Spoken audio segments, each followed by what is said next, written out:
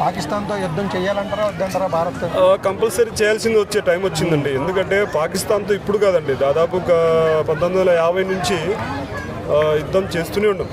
ఇక్కడ ఏంటంటే యుద్ధం ఎందుకు చేయాలంటే ఉగ్రవాదులు ఏం చేస్తున్నారు అంటే ముస్కురులు ఉగ్రవాదులు పాకిస్తాన్ వాళ్ళు సపోర్ట్ చేయడం వల్లనే వీళ్ళు విరవీగుతున్నారు. మన కాశ్మీర్లో బార్డర్లో ఉన్నటువంటి టూరిస్టులు చెప్పడం కానీ అంతెందుకంటే ఆర్మీ జవాన్లు కూడా చాలామందిని చెప్పారు. సో ఆర్మీ జవాన్లు చంపడము టూరిస్టులు చంపడం న్యాయం కాదండి. యాక్చువల్లీ ఏదంటే పరిష్కారం గమనించాలి. సో ఒకవేళ బంధించిన మన వాళ్ళు విడిపించేవాళ్ళు, అంతేగాని తీవ్రంగా చంపడం, నువ్వు బొట్టు పెట్టుకున్నావని చెప్పి హిందువు అని చెప్పి చంపడం. సో అంటే హిందువులను చంపుతారంట, మిగతా వాళ్ళని వదిలేయడం అంటే ఏంటంటే ఇక్కడ హిందూయిజం మన హిందుస్థాన్ అనేటటువంటి భారతదేశాన్ని ఈ విధంగా చూస్తున్నారు. సో అన్ని కులాల వాళ్ళు ఉన్నారు కదండి.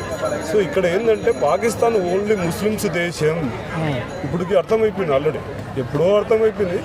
ఇక్కడ ఏంటంటే యుద్ధం కంపల్సరీ చేయాల్సింది. ఎందుకంటే ఆల్రెడీ పాకిస్తాన్లో ఒక మినిస్టర్ కానీ అక్కడ ఉన్నట్టు ఒక నాయకుడు ఏం చెప్పాడంటే బహిరంగ సభలో హిందూయిజాన్ని సమూలంగా నాశనం చేస్తాం, మోడీని చంపేస్తాం అంటున్నారు.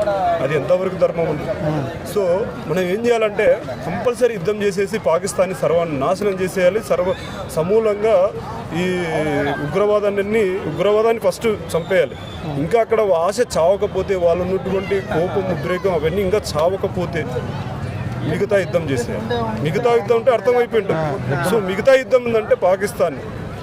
అది నేను ఇక్కడ ఏమంటానంటే అవతలోడు మంచిగా మాట్లాడితే యువతలోడు మంచిగా మాట్లాడతారు. ఏదంటే నోరు మంచిది అయితే ఊరు మంచిది అవుతుంది. సో మన దేశం ఏంటంటే నోరు మంచిది, ధర్మంతో కోసము న్యాయం కోసం ఇంకోటి ఏం జరగకూడదని చెప్పేసి మనుషులను మానవత్వంగా చూసే దేశం కాబట్టి ఇంకా అణిగిమణిగి కాబట్టి వాళ్ళు రెచ్చిపోతున్నారు. సో ఇక్కడ రెచ్చిపోతే మనం యుద్ధం చేయాల్సిందే. Okay, thank you.